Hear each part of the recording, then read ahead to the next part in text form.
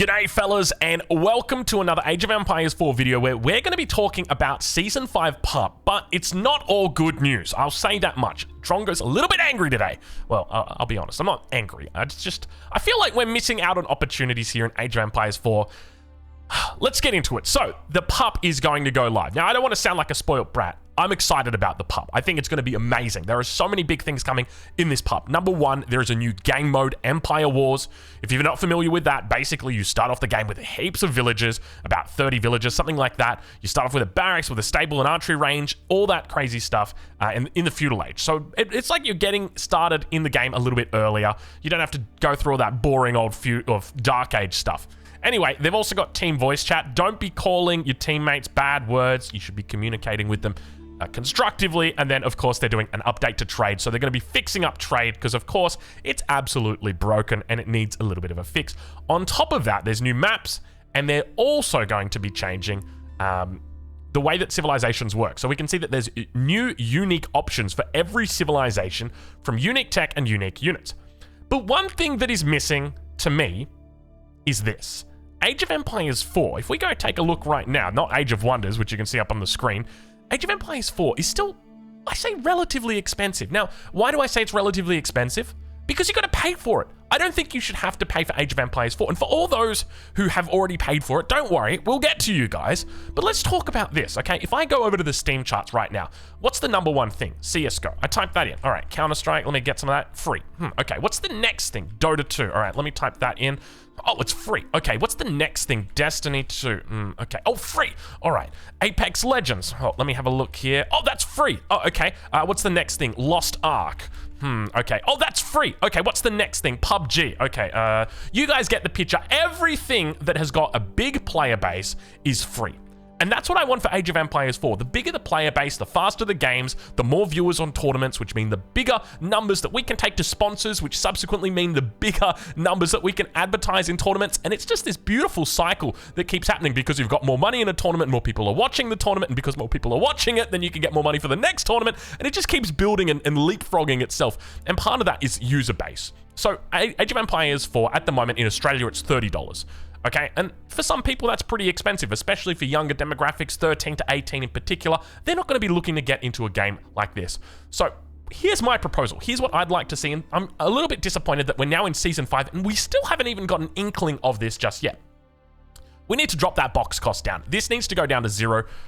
If we let's take a look. I'm giving everybody an advertisement for Age of Wonders, which is now available, by the way. I'm not actually sponsored by them.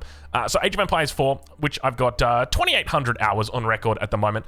So it's $30, and that's with a 40% off. So it's actually $50.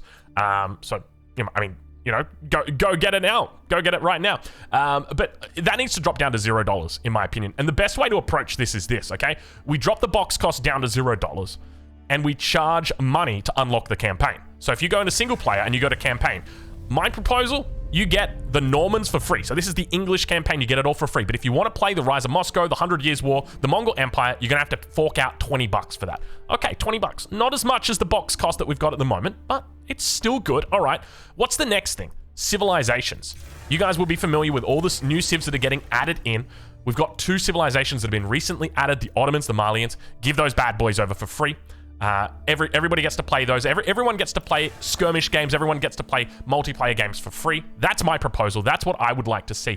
But how are you going to recoup those costs? Because you can't just be giving out free games for everybody to play and not expect anything in return, right? Because you're going to need to make money. That's, at the end of the day, this is a business, whether you like it or not. Age of Empires, of course, is a passion for many people, but at the end of the day, it's designed to make money. So how do we do that? Well, we introduce paid cosmetics. Now, we've already got the concept of cosmetics. It already exists in the game. If we take a look at the coat of arms, you can see it right here. If you take a look at the monument, you can see them right here. And these are physical in-game assets that you can actually see within your game, generated within the engine. So where am I going with this? You already know where I'm going with this. And by the way, look at this. I'm Conqueror 2 now. I dropped down. I decayed a little bit. Oh gosh, it feels terrible to decay. But to be honest, I don't think I've played in like a month, so it's understandable. So where am I going with this? Of course, it's going to be cosmetics in game. Now, I'm going to shout out GUA because he actually brought light on this, and he made a video just a day ago. So I'm going to leave a link in the description to where you can go watch that if you want to do that. He talks about Age of Empires Online and the cosmetics there. So what we're going to do, though, is just shine a little bit of a light on what the cosmetic situation could look like for Age of Empires 4. This is a battering ram designed by a user on Reddit by the name of Overbait. I don't know this gentleman or this person, but I will say I absolutely love their work. If we take a look at the ram skins concepts that they've done, you can see 3 of the most beautiful concepts I've ever seen. It just looks so amazing. You can still tell that the unit is a ram, but it just gives you that little bit of, you know, chef's kiss. And there's extra little ones that he's thrown in here, like this ice themed one. That's the basic ram, and then there's this nice settler one. But it doesn't just stop there. Okay, that's a ram. But guess what?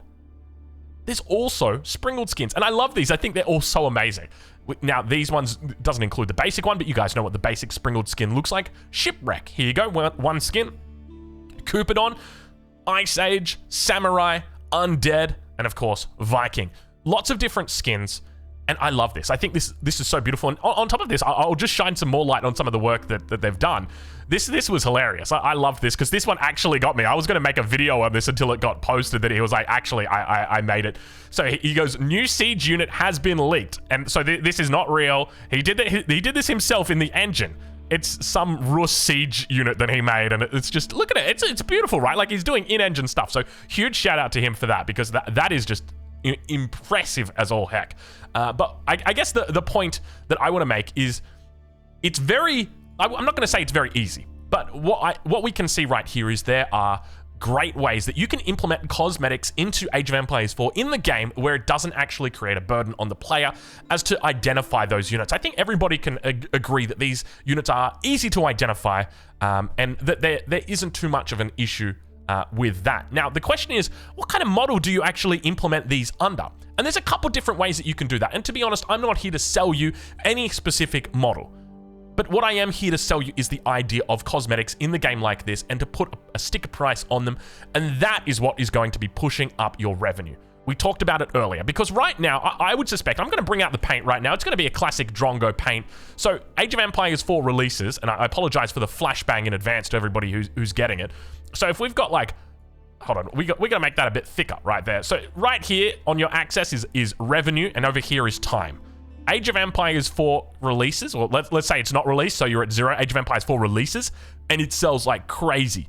And then it starts to go down pretty much overnight, right? And then all of a sudden, you know, a DLC comes out, or, you know, a big update comes out, and it goes back up a little bit, but then it's going to come back down. And the problem is that in these periods, you're not really doing much, right? You're not making much money, and that's okay. I mean, I'm not in the business of it. What I'm in the business of is getting users on board. And what this does is, by making it free to play, you bring in more users on board and allowing more people to get their hands on Age of Empires 4, which once again is great for content creators like myself, like Beastie, like everybody over on Twitch, or anybody on YouTube who's looking to make content. It's a good thing for them because it means more eyes are on the board, but it's also a good thing for players because it means there's less time. It also means that tournaments are going to get supported a huge amount more because you've got more viewers there. And at the end of the day, if you can say to a sponsor, hey, I'm expecting that we're going to have X amount of viewers there, you should sponsor this event 50,000 or 60,000, then that number is going to drive even more viewers towards that, which is going to push that reach out even further and bring more people in. Because at the end of the day, don't get me wrong, it's always fun playing a game that you love, but you love playing it with more and more people. There's a reason why games like League of Legends have so many people watching them, even though they might not play it. I don't know about you, but for me, I go and watch Worlds. I go and watch Dota 2 whenever the International is happening. I go and watch that. Why? Because it's a huge prize pool. It's entertaining. It's massive. And I love being a part of that. It's so much fun. And I think that I just want the same thing for Age of Empires 4. So I think in conclusion, my question to you is, would you like to see some sort of cosmetics in the game like that? What type of pathway would you like to go down it if you would like to see cosmetics in the game like this? Would it just be something really simple? I remember when I used to play Dota 2, I'm not going to show it to you now, but I remember playing Dota 2, that it was very much like you would buy the skin that you want for that hero. So you would be like, okay, I want to get this for this, and it would just have a sticker cost, right? It would be $1.50 or $2 or $3. But I also remember that there was, I think before that, there was a way that you would do like loot boxes, and I know that that is a big problem. A lot of people don't like loot boxes. So I think that going down that route's probably not the right idea, but I'm curious what the community thinks. In addition to that, there's also battle passes. And with battle passes, there are so many other integration options. As an example, you can get things like tournament organizers, you know, you can make it integrated. EGC TV can put out their own form of battle pass that might, well, not, they won't put it out, but they could be part of a battle pass, and you can get, you know, maybe like different announcers or different special skins, stuff like that. And now for all the people that are saying, because I know that there's going to be that one guy that comments and he's like, Drongo, I spent 99 Australian dollars on Age of Empires 4 2 years ago. I don't like the idea of it going free to play because I paid my money. And look, I respect that and I understand exactly where you're coming from, which is why I would advocate for the implementation of a very special, like a one-off skin for everybody who purchased Age of Empires 4. And I would say, you know what? You have, you know, this one skin, and that becomes a unique skin. It might be something like a Bombard skin, you know, or a Trebuchet skin, or something that's really noticeable, and that would indicate that, you know, you were there as a founder. Because at the end of the day, Age of Empires 4 is going to be around for another 10 years, and the amount of players that we have got playing right now is going to be a fraction of the players that we're going to have had over those 10 years. So it is a way that initially might seem like, oh, but everybody's got it. Yeah, everyone's got it right now, but you wait until, you know, 5 years time and it's going to be a hot commodity. So there's that. And also for anybody just wondering about Xbox Games Pass, because that's a pretty important thing to mention as well, I would propose that you would go, anybody on Xbox Games Pass just gets all the campaigns for free. And then that way you don't as Microsoft, you don't lose that ability to draw in people with the Games Pass. Because Age of Empires 4, whether you like it or not, if you go look right now, Xbox Games Pass, and you go click on it, Age of Empires 4 is like on the cover art, or at least sometimes it is. I've seen it on the cover art. Maybe it's on the Age of Empires 4 website that I see it on the cover art for it. But like they've done similar implementations here with Riot as an example, where it's like you unlock every champion in the game. It just makes it, your access is much greater. So is that Age of Empires? Kind of looks like Age of Empires 4.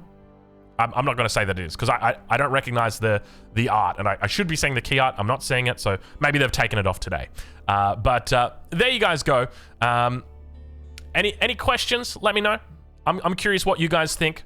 I'll leave a link in the description to GUA's video. Go check it out if you're interested in seeing it. And we'll catch you guys in the next one. Thank you for watching.